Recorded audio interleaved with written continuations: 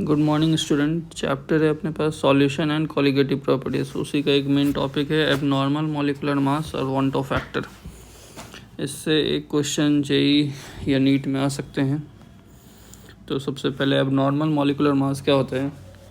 तो abnormal molecular मास है क्या, जो हम लोग मॉलिक्यूलर मास कैलकुलेट करते हैं और जो ऑब्जर्व मॉलिक्यूलर मास है, दोनों में क्या आएगा, डिफरेंस आएगा।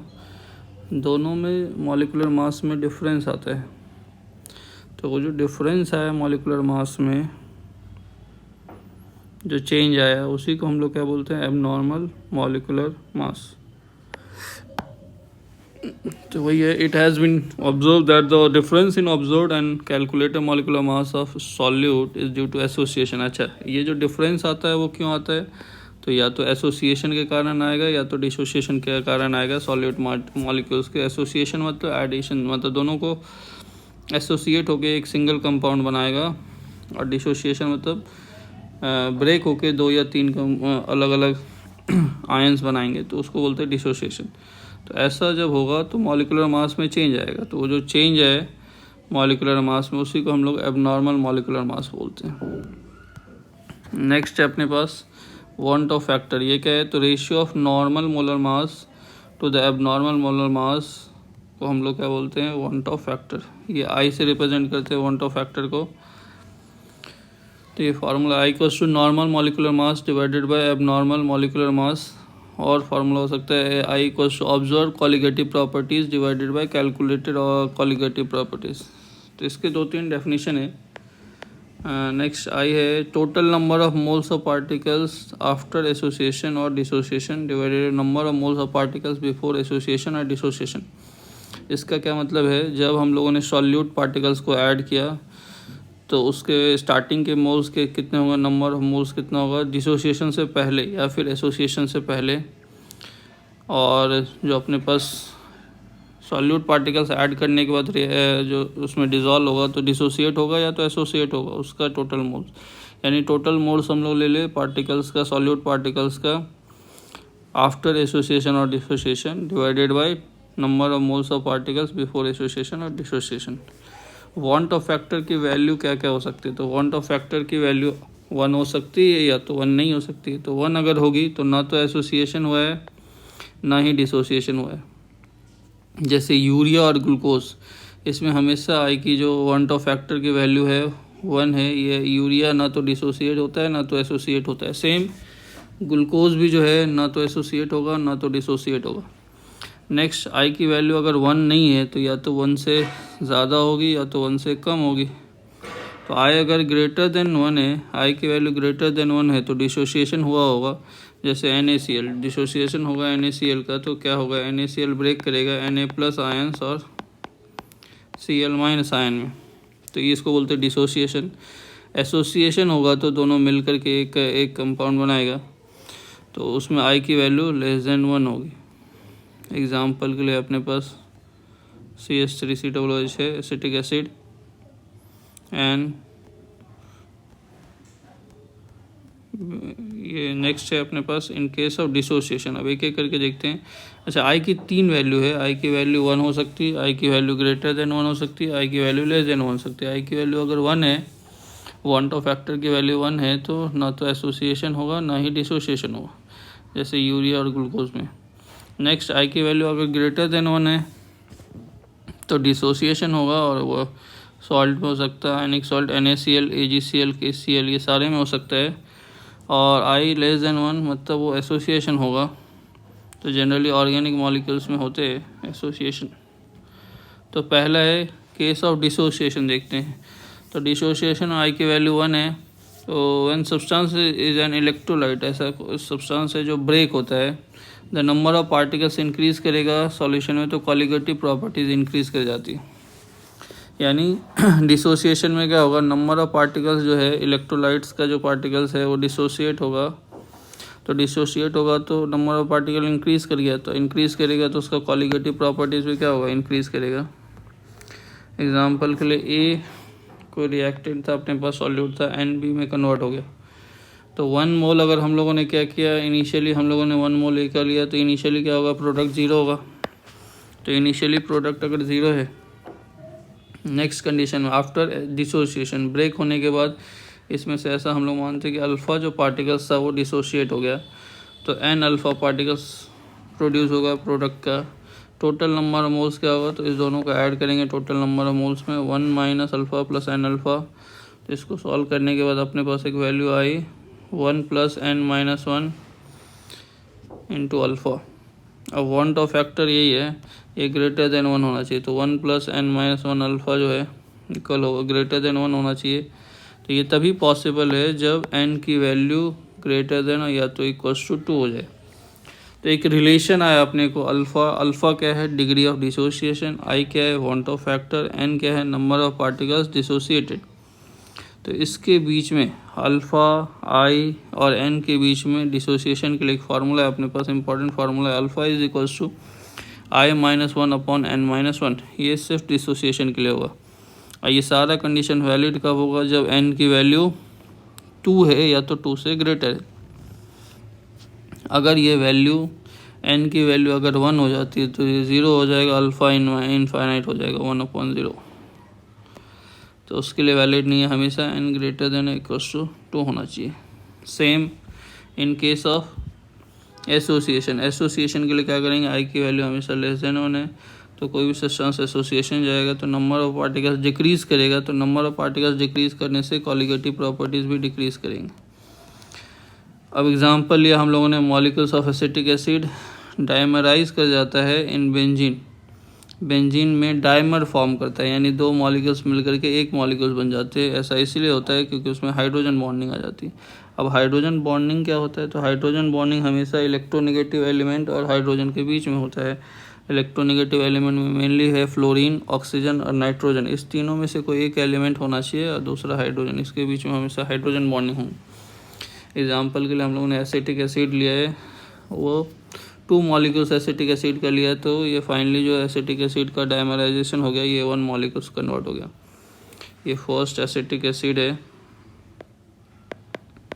ये पहला एसिटिक एसिड है, इधर दूसरा। तो ये जो ऑक्सीजन जो है इलेक्ट्रोनेगेटिव एलिमेंट और ये हाइड्रोजन, इसके बीच में जो बॉन्ड है डॉटेड लाइन जो बॉन्ड बना है, ये हाइड्रोजन बॉन्ड है। इसमें भी सेम देखेंगे रिलेशन क्या है, आई अल्फ़ा और एन के बीच में। अल्फ़ा क्या है degree of dissociation, same process. Initially हम लोगों ने क्या किया, पहले रिएक्शंस लिए कि एन मोल ऑफ ए लिया गया, वो कन्वर्ट हुआ ए 1 मॉलिक्यूल्स ए एन मॉलिक्यूल्स में।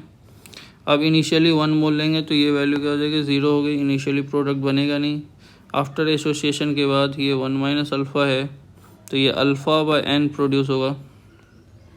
ये अल्फ़ा यहाँ से डिसोसिएशन हुआ है, तो ये जाके मिल करके अल्फ़ा बाय एन मोल यहाँ पे आएगा। टोटल मोल अगर ऐड करेंगे तो ये वैल्यू आ गया अपने पास 1 प्लस 1 बाय एन। जैसे सबको ऐड कर दो, 1 minus alpha plus alpha by n, इसको सॉल्व करेंगे तो वो यहाँ से अल्फ़ा कॉमन लिया हम लोगों ने, तो ये 1 रहेगी। 1 प्लस अल्फ़ा कॉमन लिया तो 1 by n minus 1। Van't Hoff factor फिर से लेस देन 1 है, तो ये कंडीशन फिर से तभी सेटिस्फाई होगा जब n की वैल्यू ग्रेटर देन या इक्वल्स टू 2 है। तो यहाँ पे डायरेक्ट याद रखेंगे फॉर एसोसिएशन के लिए, एसोसिएशन के लिए formula alpha equals to i minus 1 upon n minus 1। n की वैल्यू ग्रेटर देन और इक्वल्स टू 2 होना चाहिए। नेक्स्ट कंडीशन है, अगर 100% डिसोसिएशन हो जाए, 100% ब्रेकडाउन हो जाए सॉल्यूट पार्टिकल्स का, तो अल्फ़ा की वैल्यू क्या हो जाएगी, 1 हो जाएगी। और अल्फ़ा 1 होगा तो आई का वैल्यू जो होगा वो n के इक्वल हो जाएगा। वांट ऑफ फैक्टर जो है नंबर ऑफ पार्टिकल्स के, डिसोसिएशन जो नंबर ऑफ पार्टिकल्स होगा उसके इक्वल होगा। लेकिन एसोसिएशन के लिए सेम कंडीशन जो है I equal to 1 upon N हो जाएगा, number of particle after association, तो 1 अपॉन एन के इक्वल हो जाएगा वांट ऑफ फैक्टर। अब एक क्वेश्चन है अपने पास, फिनॉल दिया हुआ है found to be exist as polymer, polymer बनेगा, यानी ये एसोसिएशन का क्वेश्चन है। देयर इज 100% पॉलीमराइजेशन, 100% पॉलीमराइजेशन, तो आई की वैल्यू 1 अपॉन एन के इक्वल हो जाएगा। Number of phenol molecules polymerised in aqua solution 9.4 gram, aqua solution 100 gram water है इसमें, फ्रीजेज एट 0.93 डिग्री सेल्सियस इस के एफ का वैल्यू दिया हुआ है। तो हम लोग क्या करेंगे, पहले ऑब्जर्व वैल्यू जो है डेल्टा टी एफ वो निकाला गया, ये क्या है 0.93 डिग्री सेल्सियस। कैलकुलेट करेंगे फार्मूला के हिसाब से, डेल्टा टी एफ का फार्मूला है के f into 1000 into W1 divided M1 into W2। यहाँ W1 जो यूज़ किया है हम लोगों ने ये सॉल्यूट के लिए यूज़ किया है, और W2 जो है वो सॉल्वेंट के लिए है। M1 क्या है, M1 जो है वो सॉल्यूट के लिए है, molecular mass of solute, molecular mass of solute के लिए है। तो यहाँ सॉल्व किया हम लोगों ने, तो डेल्टा टी एफ का वैल्यू आया अपने पास 1.86 डिग्री सेल्सियस, और जो ऑब्जर्व वैल्यू था ये calculated value, observe value 0.93 degree Celsius आया। वांट ऑफ फैक्टर निकालने के लिए observe colligative properties bye calculated colligative properties, तो ये वैल्यू हम लोग सॉल्व करेंगे। यहाँ पे वैल्यू आ गया 1/2, और 100% था तो अपने को पता ही था अल्फ़ा, तो एक इस मेथड से भी सॉल्व कर सकते हैं। एन की वैल्यू जो है यहाँ से आएगा क्या, 100% के लिए क्या होता है, alpha equals to I minus 1/1/n-1, तो 1/n इक्वल्स टू -1, यहाँ से I माइनस 1, यहाँ से हम लोगों ने सॉल्व किया तो n की वैल्यू जो है वो 2 आया। नेक्स्ट क्वेश्चन, अच्छा next area, relation between van't Hoff factor and colligative properties. तो ये 4 कॉलिगेटिव प्रॉपर्टीज होते हैं, relative lowering of vapour pressure, elevation in boiling point, depression in freezing point, osmotic pressure. तो पहला जो अपने पास कॉलिगेटिव प्रॉपर्टीज वो वांट ऑफ फैक्टर से कैसे रिलेटेड है, तो simply relative lowering of vapour pressure जो होता है P0 minus P/P0 is equals to I want Hoff factor into x solute. X solute क्या है, मोल फ्रैक्शन ऑफ सॉल्यूट, तो मोल फ्रैक्शन सॉल्यूट क्या लिखेंगे, mole divided by mole of solute plus mole of solvent. Next elevation in boiling point क्या है, delta T B equals to I KB into M. Next same depression in freezing point के लिए delta T F equals to I KF into M. Last है osmotic pressure, pi equals to I CRT। C क्या है, concentration है, R gas constant, T temperature. एक question है NEET का, want Hoff factor I for the dilute aqua solution of the strong electrolyte barium hydroxide. अब इसके लिए अपने को I का वैल्यू निकालना है। तो हम ये जानते हैं स्ट्रॉन्ग इलेक्ट्रोलाइट है अगर तो कंप्लीट ब्रेकडाउन होगा, और कंप्लीट ब्रेकडाउन होगा तो I इक्वल्स टू एन के इक्वल होगा। तो कंप्लीट ब्रेकडाउन करने के लिए हम लोगों ने क्या किया, BaOH बैरियम हाइड्रोक्साइड लिया, इसका ब्रेकडाउन कराया, तो ये क्या बन गया Ba2 plus OH minus. Total molecules जो है 2 मॉलिक्यूल्स इसके हैं, 1 मॉलिक्यूल्स ये है, टोटल 3 मॉलिक्यूल्स है, तो n की वैल्यू 3 हो गया, इसीलिए 100% डिसोसिएशन है तो I की वैल्यू 3 होगी, यही निकालना था। Next, which are the following salt will have the same value of van't Hoff factor I as that of K4 FeCN6। ये कॉम्प्लेक्स सॉल्ट है, तो पहले इसको ब्रेक करके I की वैल्यू निकालेंगे। इसको ब्रेक किया हम लोगों ने, तो यहाँ n की वैल्यू आई 4 और 5। पहला देखो पोटेशियम मेटल से तो K प्लस आ जाएगा, FeCN6 जो है ये माइनस आएगा, यहाँ 4 है तो 4 माइनस। तो टोटल मॉलिक्यूल्स कितने हैं, 4 पोटेशियम, इसीलिए 4 से मल्टीप्लाई किया गया, यहाँ 1। तो ये ओवरऑल n की वैल्यू 5 आ गई, तो I की वैल्यू अपने पास 5 है, क्योंकि यहाँ डिसोसिएशन हुआ है, 100% डिसोसिएशन होगा तो ऐसा होगा। नेक्स्ट, अब चारों ऑप्शन के लिए चेक करेंगे, तो फर्स्ट वाले ऑप्शन में ही अपने पास एल्यूमिनियम सल्फेट जो है Al2SO4 होल थ्राइस, इसी में I की वैल्यू 5 आ गई, तो वही मैच करना था, किससे मैच हो रहा है, सेम किसका है। नेक्स्ट एक क्वेश्चन है, 0.5 molar aqua solution of weak acid is 20% ionise. यहाँ 20% जो है वो किसकी वैल्यू, अल्फ़ा की वैल्यू, ये जो 20% आयनाइज है तो ये अल्फ़ा की वैल्यू दी है 20%, मतलब 0.2। If KF for water is 1.86, the lowering in freezing point of the solution क्या होगा। तो ये रिएक्शन दिया, एसिड का रिएक्शन HX तो H प्लस और X माइनस। यहाँ पे साफ पता लग रहा है, देखो हम लोगों ने अभी किया है, यहाँ पे अपने को साफ पता लग रहा है I की जो वैल्यू है वो HX ब्रेक होगा तो H प्लस और X माइनस। यहाँ पे N की जो वैल्यू है ये 1 है, ये भी 1 है, तो टोटल कितने हो गए, N की वैल्यू 2 है। और ये डिसोसिएशन हुआ है, अल्फ़ा की वैल्यू दिया है 20%, मैंने अल्फ़ा 0.2। यहाँ फार्मूला अल्फ़ा और आई में रिलेशन था, alpha equals to i -1 upon n -1। यहाँ पे n की वैल्यू पुट कर देंगे तो आई की वैल्यू अपने पास आ गई 1.2। अब ये फार्मूला है कॉलिगेटिव प्रॉपर्टीज़ का, delta T F equals to i into K f into m. तो सारा वैल्यू दिया, आई दिया हुआ है, के एफ दिया हुआ है, एम दिया हुआ है, क्वेश्चन में सारा पुट करेंगे तो डेल्टा टी एफ की वैल्यू 1.12 केल्विन।